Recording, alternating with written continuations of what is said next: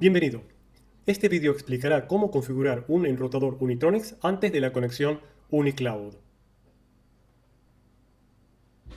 Para comenzar, navegue en la página web del enrutador usando su dirección IP predeterminada 192.168.1.1.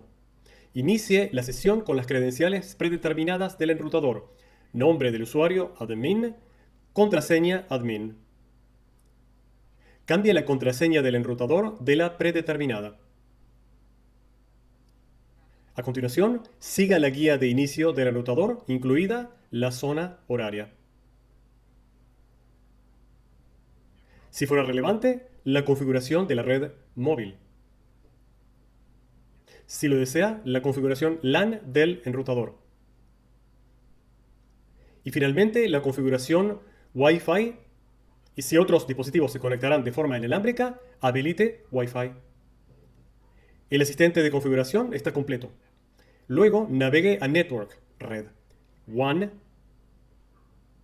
La configuración WAN es la forma en que el enrutador accederá a Internet. Hay tres opciones que incluyen cable, celular y Wi-Fi. En este caso usaré el Wi-Fi de la red de mi oficina. Para conectarme a Internet, en la columna principal WAN, marque Wi-Fi.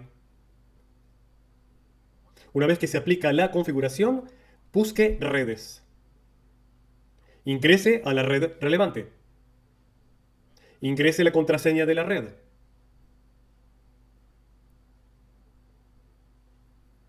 El enrutador ahora tiene acceso a Internet usando la red de mi oficina.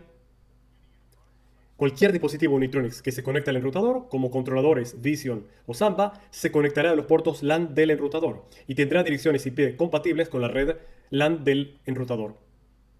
Gracias por participar del vídeo. En este momento, le recomendamos que configure su enrutador UCR para la conexión a Internet.